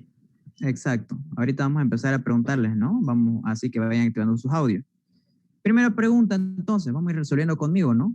¿Qué es lo que me interesa aquí? A ver, empecemos con la clínica, que es lo que yo voy a ver primeramente a mi paciente al entrar a un consultorio, ¿no? ¿Qué les interesa, chicos? A ver, activen sus micrófonos y díganme, ¿qué es lo importante de acá? Hipertermia. Hipertermia. Ok, ya, fiebre alta, hipertermia. Tos con También puede ser expectoración. Dolor en punta de costado. Muy bien. Especialmente el dolor de punta de costado. La triada de la neumonía. Muy bien, entonces, todo es bien, excelente. Hemos visto clínicas importantes, ¿no? ¿Cuál puede ser la intensa tos con expectoración? Purulenta, obviamente. Fiebre de 41 grados, una fiebre súbita, alta. Y bueno, una disnea, ya una dificultad, ¿no? De la respiración. Y el dolor en punta de costado. Muy bien. ¿A esto qué se denominaba esta clínica? Triada de la neumonía. Ok, específicamente a la tos con expectoración, a lo que viene a ser la fiebre y el dolor en punta de costado de la disnea, un síntoma que va a venir secundariamente a esto, ¿no? Ok, esa es la clínica que me interesa, ¿no? Después, a ver, ¿qué vamos a ver? Vamos a ver la epidemiología. Aquí yo también les dije un dato importante en epidemiología, causante de neumonía. A ver, díganme la neumonía, ¿qué les interesa acá? A ver, ¿cuál sería lo importante? Es exalcohólico. Ok, exacto. Y consumía drogas por vía inhalatoria. Muy Reside bien. en un centro de rehabilitación. Ok, y una clínica, lo más importante se están olvidando. Infiltrado por Es obeso. alveolar. Es obeso. Ya, y lo más importante, chicos. Infiltrado pulmonar alveolar. Ok, aparte de eso, eso más que todo va a ser visto en un método auxiliar de diagnóstico. ¿Cuál, Kevin? Disculpa. La edad. Exacto. Tiene un tratamiento previo. También el tratamiento, muy bien, esos dos puntos importantes, pero creo que lo dijo Ángela. Bien, varón de 44 años, la epidemiología es bastante específica en algunas neumonías, ¿no? Yo justamente hace unos cuadritos atrás les puse tal edad, tal edad. Eso casi no es muy común, no es específicamente, pero es bastante, bueno, como yo les dije, justamente antes de terminar, mayormente las neumonías en pacientes mayores va a ser de etiología bacteriana. Y en pacientes van a ver entre 18, 19, 20, 15, 20 años. Va a ser neumonías atípicas por micoplasma. Van a ver bastante, esa epidemiología es bastante buena. Bueno, también es obeso, ¿no? La nutrición es deficiente, ¿no? Es alcohólico, drogas vía inhalatoria, así que pudo haber sido una estreptococcus neumonía por vía inhalatoria, bastante bien. Ok, recibió antibióticos bastante bien, una antibioticoterapia empírica. Pensó seguro que es una neumonía, y así que es bastante bueno porque esta es una quinolona respiratoria, específicamente, y una cefalosporina de tercera generación. Muy bien. El objetivo es cubrir los microorganismos más frecuentes causantes de neumonía de adquisición comunitaria. Por ejemplo, en la tefotaxima, si me cubre bastante gran positivo, me cubre específicamente gran negativos. Por eso también se la dio para cubrir a todos los bacilos gran negativos causantes de neumonías, ¿no? Y ahora aquí en la radiografía de tórax es otro método auxiliar de diagnóstico bastante bueno. Aparece, ¿no? Aprecia un infiltrado pulmonar alveolar. Van a ver que en radiografía, sobre todo en una infección neumocócica, van a ver que hay una afectación alveolar y van a ver que hay una afectación lobar en un segmento del pulmón, en todo un lóbulo. Y bueno, gracias a esa clínica, ¿no? Y a la epidemiología, fuimos a nuestro diagnóstico bacteriológico, que le dijimos a nuestro encargado del laboratorio de microbiología que realiza un cultivo de esputo. La muestra fue esputo, el análisis fue cultivo de esputo, obviamente. Son aspiraciones desde la parte de los alvéolos, como también aclarar eso, no es saliva, no es nada de eso, sino que es interno de todo el alvéolo, recién de ahí sale el esputo. En el laboratorio hay tinción de Gram, nosotros sabemos cómo es el análisis bacteriológico, demuestra tinción de Gram y abundantes diplococos Gram positivos, ¿ok? Y en el cultivo crece la bacteria productora del 80% de las neumonías adquiridas en la comunidad. Ahora, les pregunto, ¿cuál es esa bacteria? ¿Cuál bacteria sospechan? Todavía no sabemos, ¿no? Vamos a verlo más adelante. ¿Cuál bacteria sospecharían? Streptococcus pneumoniae. Muy bien. Por ejemplo, aquí también el hemograma nos ayuda bastante. Leucocitos 22.000 por milímetro. Esto es, es en un hemograma, no es un análisis bacteriológico donde nos va a salir 25 por campo microscópico, 20 y así, no. Esto es 22.000, esto es los rangos normales, ¿no? Aquí está la foto más bonita y más ampliada. Es la más ampliada. Ahí vemos cómo afecta a todo lo que sería un lóbulo, ¿no? Un lóbulo pulmonar grande. Entonces, ¿la tríada cuál era? La tríada de la neumonía típica aguda era fiebre, tos con expectoración y dolor en punta de costado. Dolor pleurítico. Ahí ven, si ven a un paciente, ahí viene ahí con la mano ahí a ese nivel, van a sospechar, no es un diagnóstico definitivo, van a sospechar que puede ser neumonía. Ven, le toman la temperatura, es un largo, ¿cómo se podría decir? Largos pasos que usted tiene que realizar cuando hace una historia clínica y ve desde su paciente, desde que los ve, hasta realizar todos los diferentes pruebas, tanto generales como localizadas y específicas. Y la tos con expectoración. Esto entonces, vamos a hablarlo súper rápido porque no nos va a alcanzar el tiempo, yo lo voy a decir nomás. La astenia, que es la debilidad o fatiga general que dificulta la realización de tareas cotidianas, ¿ok? Es muy diferente a la dinamia. La dinamia va a ser la ausencia total de fuerza física, que es síntomas de algunas enfermedades graves. ¿Ok? ¿Cuál es la diferencia acá? La diferencia es que, si se dan cuenta, la dinamia va a ser una pérdida de fuerza, ¿no? Una pérdida más física. Es algo que usted si bien no lo va a poder ver, pero es algo más físico. Mientras que la astenia va a ser algo más psicológico. Va a sentirse débil, va a sentirse fatigado y por ende no va a querer realizar ninguna tarea. Eso mayormente se lo va a ver en los diferentes casos clínicos con malestar general. Expectoración purulenta es la secreción pulmonar fluida, opaca, de color amarilloso verdoso, donde ahí van a estar el acúmulo de leucocitos y neutrófilos. Fiebre es un aumento de temperatura de la corporal promedio mayor de lo normal. La disnea es una dificultad en la respiración.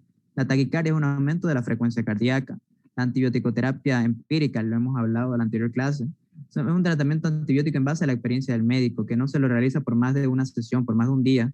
Es hasta mientras que sale al siguiente día, después de 48 horas, el informe bacteriológico y voy a saber específicamente a qué bacteria tengo que tratar sobre la infección que estoy viendo.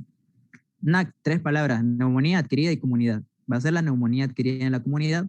Hemograma. El hemograma va a ser un análisis cuantitativo y cualitativo de los elementos formes de la sangre. Cuantitativo para ver la cantidad y cualitativo si es que tiene alguna malformación, ¿no? Por ejemplo, en el caso de los glóbulos rojos, una leucocitosis y demás, ¿no?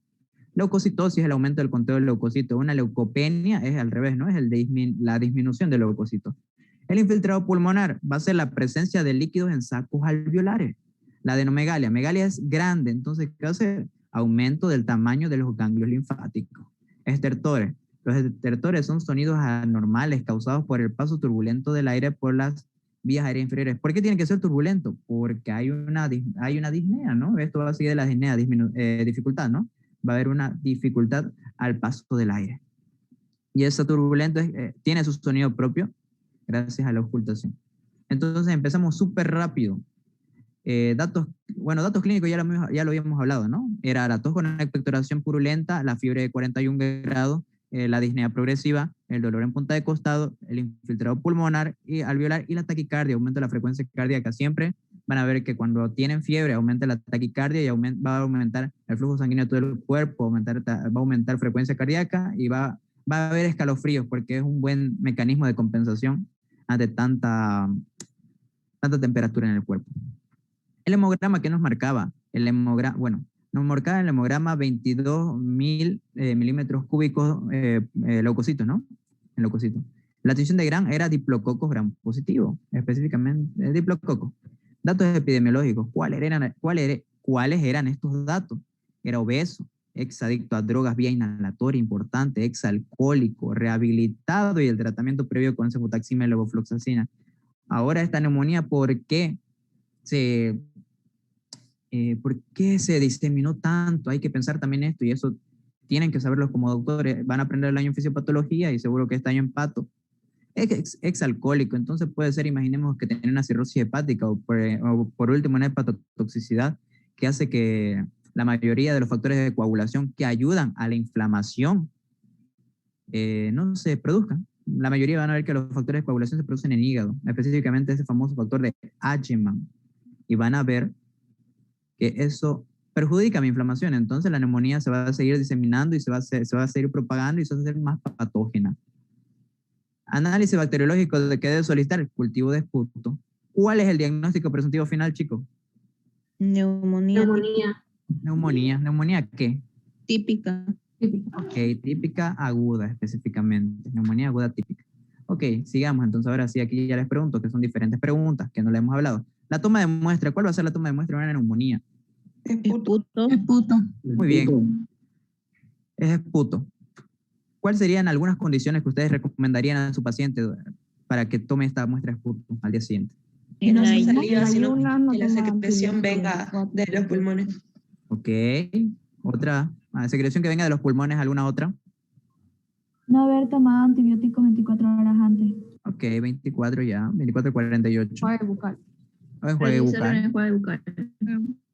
Ok, muy bien. Entonces tenemos no uso de antibiótico 48 horas antes, ayuno y no cepillo de dientes. Si bien el no cepillo de dientes es variable, algunos libros dicen que sí, otros libros dicen que no, yo lo recomendaría, por ejemplo, aquí sí. ¿Por qué? Porque si se acuerdan, yo les dije que entre los dientes tenemos ciertas bacterias, así que al esputo, al pasar por toda la parte de la faringe, la orofaringe, puede ser que se contamine con otras bacterias y al momento de cultivarla y el crecimiento bacteriano va a llegar a proporcionarme en el examen que yo tenga bacterias de otra etiología que no sean de la que yo estoy buscando.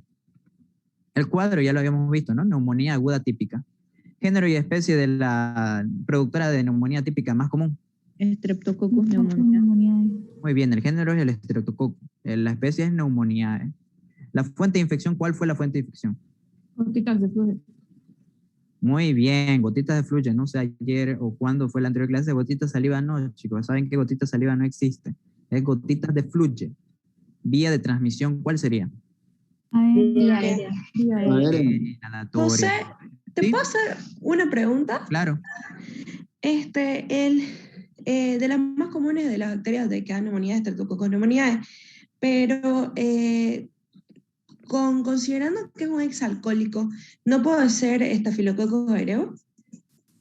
Considerando, sí, pero bueno, la epidemiología ha sido bastante claro acá, volviendo atrás, súper rápido lo vamos a explicar, en que bueno, hasta nos dicen, ¿no? Las neumonías adquirían la comunidad. También la radiografía es bastante importante, eso vamos a llevar más adelante, vas a ver en la radiografía cómo aparece un Staphylococcus aureus. La edad también es bastante importante. Si bien dijimos que es ex adicto a drogas, es vía inhalatoria, y hemos dicho también que mayormente la vía aspirativa es común en Staphylococcus aureus, así que ya tengo dos epidemiologías que me indican mayormente a un Streptococcus pneumoniae. ¿Y cuál sería lo último? También la clínica predomina. Yo te pudiera decir eso, la clínica predomina. Por ejemplo, si yo te digo que es un paciente que se inyecta, digamos, droga, ¿no? Eso es mayormente, por ejemplo, en un tuberculoso puede ser, más probable. Pero la clínica me indique otra cosa, no. Vamos a variar. Aquí, por ejemplo, la clínica predomina en qué? Predomina en qué es la triada de la neumonía. Esto es mayormente una neumonía de etiología bacteriana. En el Staphylococcus aureus no presenta estos síntomas. No presenta el dolor pleurítico, la tos no es escasa, no es tanta con expectoración purulenta y la fiebre no es elevada. En este caso, la clínica me demuestra que puede ser una neumonía típica comunitaria. Vamos a verlo ahorita más adelante, chicos, van a verlo una radiografía en lo que es por Staphylococcus aureus y van a ver que es bastante diferente. Entonces, la triada de la neumonía era fiebre, tos con expectoración y dolor en punta de costado. El análisis bacteriológico va a ser la muestra, esputo, examen solicitado, cultivo de esputo. Los leucocitos mayores de 25 ya es un diagnóstico bastante, mayor de 20 ya es un diagnóstico bastante bueno para suponer que es una infección bacteriana. Eritrocitos menor a 5 por campo microscópico, ok, células epiteliales escasas. Tinción de gran eran diplococos gram positivo. La tinción de Ciel-Nielsen no se observa en bar. Y bueno, el germen aislado es el Streptococcus pneumoniae.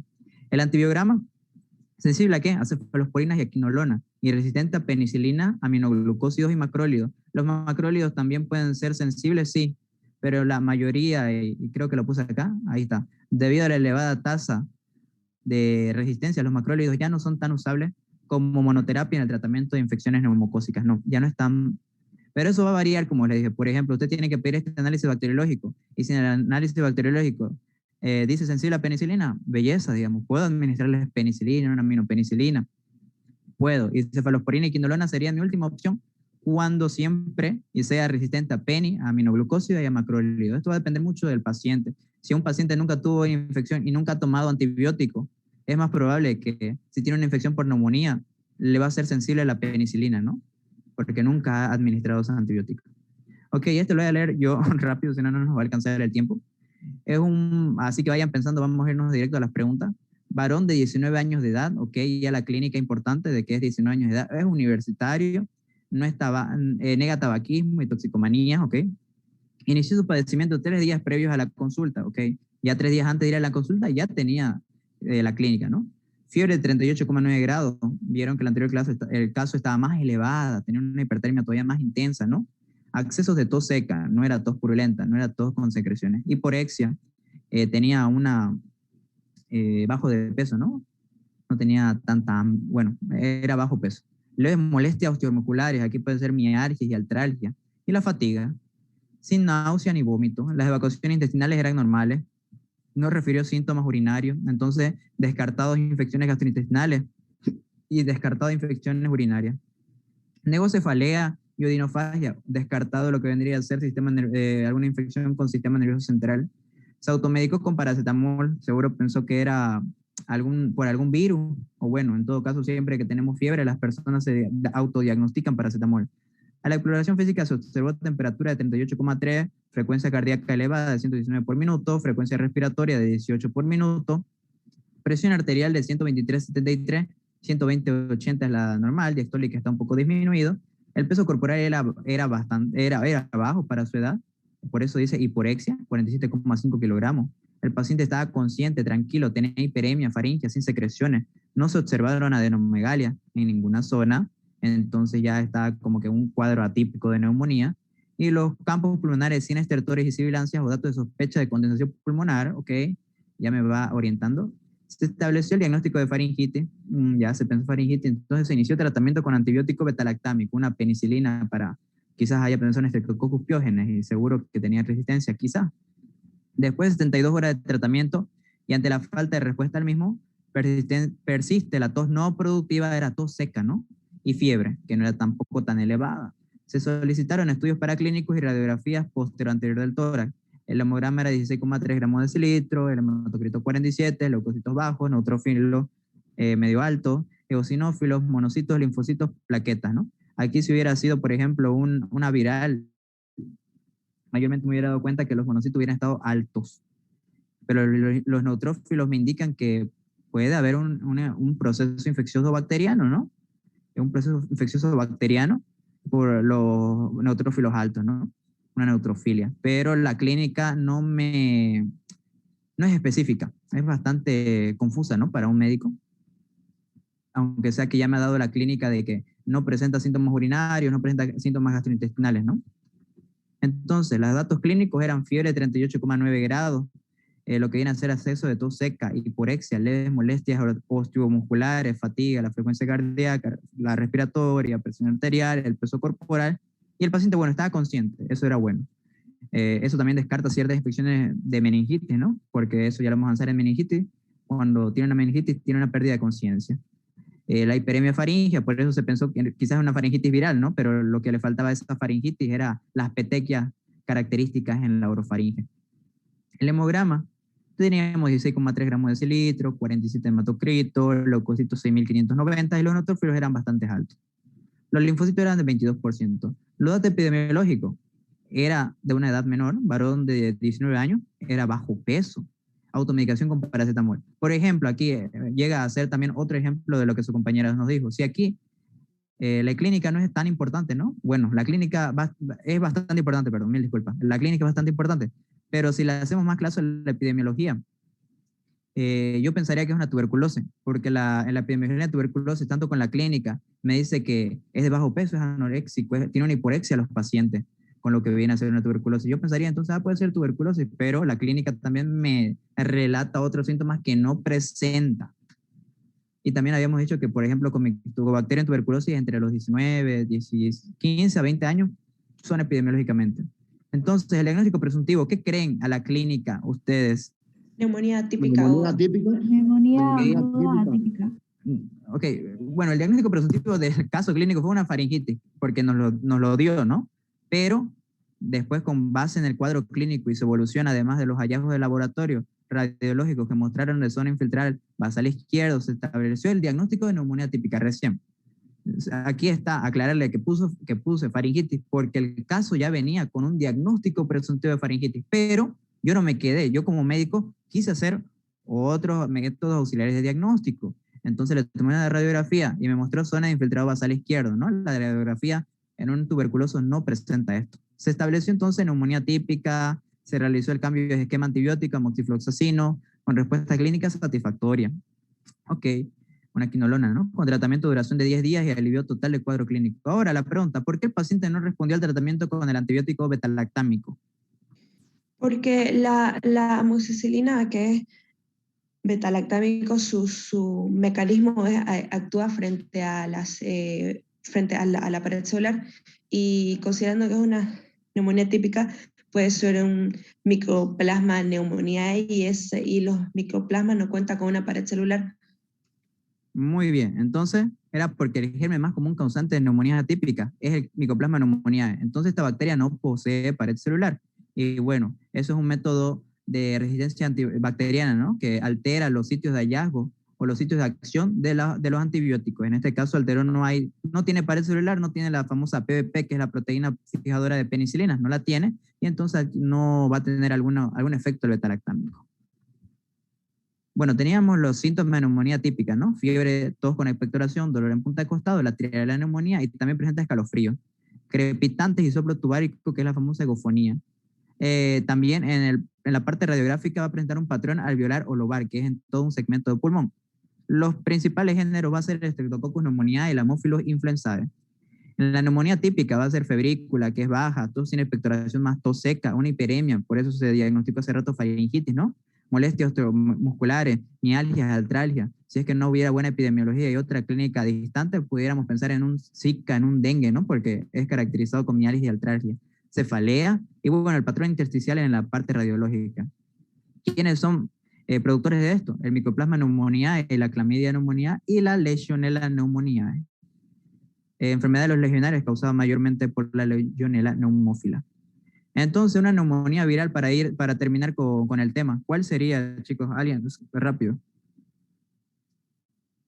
Se anima. Vamos, Sol Contreras. No se observan bacterias, no se observa VAR, sin crecimiento bacteriano, no se realiza el antivirus. José, ¿Sí? perdón que corte, tinción de Gram no se va a observar, pero la tinción de Signilsen sí, porque es una micobacteria.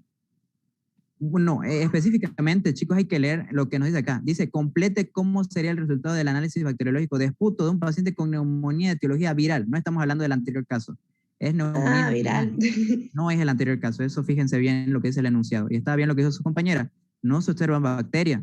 Tinción de Nielsen, no se observan VAR. Y en la bacteria aislada no se observan crecimiento porque no es una etiología bacteriana. Entonces no va a haber un cultivo, no va a crecer nada, ¿no? Y entonces en un antibiograma no tuviéramos nada. Para terminar con esto, mayormente en las neumonías adquiridas en la comunidad usamos la famosa escala del CURB-65, que es manejo en la neumonía adquirida en la comunidad, caracterizada por la confusión, la uremia, las respiraciones y la presión de sangre, ¿no? Mayormente, miren, en edad de 65 años mayores, respiraciones mayores a 30 respiraciones por minuto, la sistólica menor a 90 y menor a 65 la diastólica, la urea sérica mayor de 7 milimoles, ¿no? Si es de 0 a 1 punto, esto ustedes lo van a su paciente. Si es de 0 a 1 punto, es manejo ambulatorio, puede hacerlo en casa, ¿no? Si es de 2 a 3 puntos, tiene que ser intrahospitalario. Y si es de 4 a 5 puntos, ya es una UCI, que es en la unidad de cuidados intensivos ya tiene que estar su paciente. Es un bonito cuadro, se los voy a pasar por el grupo. Y bueno, con esto quiero terminar. En la Klebsiella pneumoniae, miren, en una radiografía tiene un signo característico que es la bomba de la cisura. Va a afectar toda la cisura de un lóbulo, pero mayormente está a nivel del ápice. Por eso se caracteriza una Klebsiella pneumoniae. En los focos de la tuberculosis, son focos adversos, por ejemplo, mayormente una primoinfección pero esa casi no nos daña porque tenemos la vacuna de la BCG, sería un infiltrado pulmonar a nivel de la base. En una reinfección o una reactivación es en el vértice. En un micoplasma es en la parte iliar, sería la parte medial, ¿no? Porque aquí está en el pulmón, aquí está el ilio, ¿no? En un neumococo, mayormente en los lóbulos inferiores, mayormente es una vista lobar de un segmento, ¿no? Completo aquí, como se darán cuenta. Y eso era lo que nos caracterizaba el anterior. Y bueno, aquí está lo que le quería explicar a su compañera, ¿no? En el Staphylococcus aureus mayormente así se ve la radiografía, que no era nada común con la que habíamos hablado del infiltrado pulmonar en el anterior caso clínico. Mayormente produce, por ejemplo, accesos, así se ve todo bien aeroso, se le llama aquí broncograma aéreo, se le denomina. Y bueno, también vamos a tener en todo caso un pioneumotórax, ¿no? Un absceso en lo que vendría a ser en la pleura mayormente. Y en la varicela, que lo vamos a ver mayormente detallado esta placa en lo que vendría a ser infecciones virales. Y bueno, estos son ciertos recordatorios que les dejé. Se las voy a pasar a la diapositiva, o pueden ver el video que va a estar subido en la plataforma para repasarlo, ¿no? Neumonías atípicas, por ejemplo, quiero que se me queden con 3 cositas importantes, ¿no? Que tienen que saber. Mayor productora de la SNAC son las famosas Streptococcus pneumoniae. Mayormente de las atípicas, neumonías adquirían la comunidad atípica, son las famosas Mycoplasma pneumoniae. Y después tenemos las nosocomiales. Las nosocomiales van a ser lo que vendrían a ser las Klebsiella pneumoniae.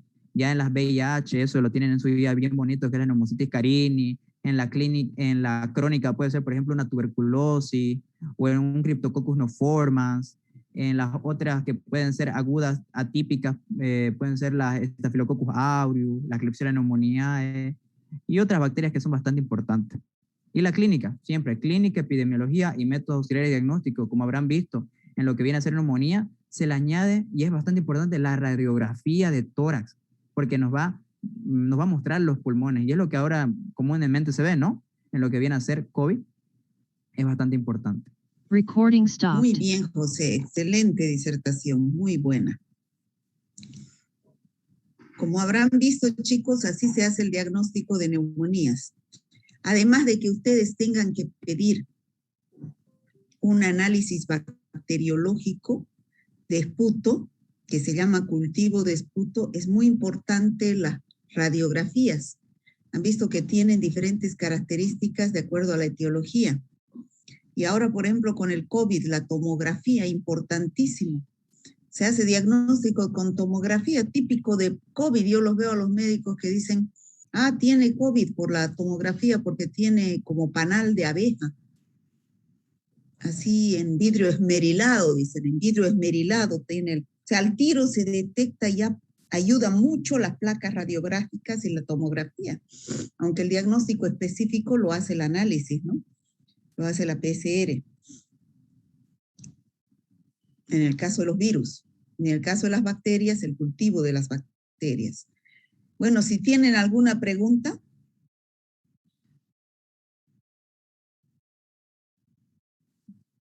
¿Tienen alguna pregunta, chicos? ¿No me dejo oír?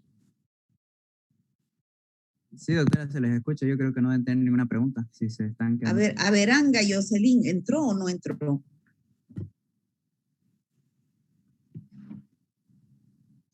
¿No entró?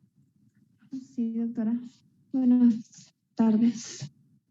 Sí, buenas tardes. A ver, ¿cuál es la bacteria más importante? Usted tiene que entrar más temprano, hijita. ¿Cuál es la bacteria más importante productora de neumonía de la comunidad? Streptococcus pneumoniae. Ya. ¿Y cuál es la bacteria más importante productora de neumonía atípica?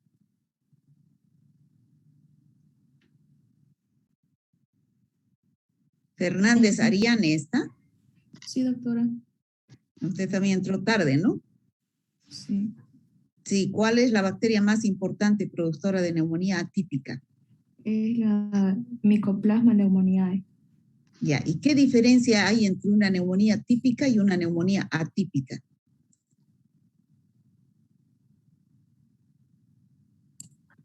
Que en la neumonía aguda típica se presenta una fiebre alta de 43 grados y en una neumonía aguda atípica se presenta una fiebre de 38 grados. Ya, esa una diferencia. ¿Otra? A ver, Jonathan Flores, ¿está? No entró, ¿no? Jonathan Sí, Flores. doctora. ¿Está? Yo estaba a comienzo, doctora, sino que no me llamó y se saltó mi nombre, eso le especifiqué en el chat.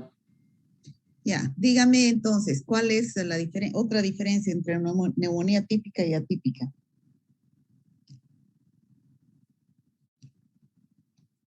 Si ha estado desde el comienzo, tiene que saber pues esa pregunta, ¿no? Ve que no ha estado, por eso es que no sabe. Scarlett Guzmán, ¿entró o no entró?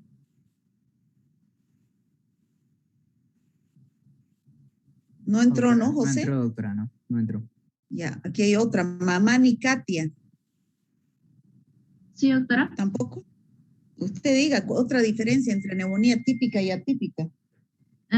Que la neumonía típica tiene tos con expectoración y la neumonía atípica tiene tos seca. Ya. A ver, me va a decir Paola Paredes. No, Judith Ordóñez. Judith Ordóñez, ¿está? Judith Ordóñez. No entró, ¿no, José? Está en la sala, doctora, la veo, pero no sé por qué no prende su micrófono. No, entonces hay que ponerle falta nomás, pues no quiere contestar, entonces tienen falta. Ya saben ustedes que cuando yo les pregunto y no contestan, tienen falta, porque la clase práctica es participativa. ¿Ya? Eso les he dicho el primer día de clase. Es participativa. Por educación se contesta. Sánchez Daniel, no entró, ¿no? No, doctora, él no entra. Lo coloqué como Ya, retirado entonces, nomás. en resumen, los que han faltado son Sánchez Daniel, Judith Ordóñez, Scarlett Guzmán y Jocelyn Averangas. Son 4 que faltan, ¿no? Disculpe, doctora, yo estuve desde el inicio de la clase. ¿Quién es usted? Averanga. Yo la he llamado hijita 2 veces y usted no ha querido contestar. No, perdón. He llamado al inicio de la clase y he llamado ahora último. Sí, doctora, pero tuve una urgencia, entonces creo que no, discúlpeme, esta clase no pude atenderla bien. Porque tuve una o sea que urgencia. no ha estado en la clase, pues sí. No, sí estuve escuchando, pero ya, entonces si ha escuchado el tema, pregúntele algo, por favor, José, de lo que ha explicado. Ok, doctora. ¿Cuál sería la triada de neumonía y cuál es la causante de neumonía adquirida en la comunidad, la bacteria más común? No, eso ya les he preguntado. Entonces, causante de neumonía crónica.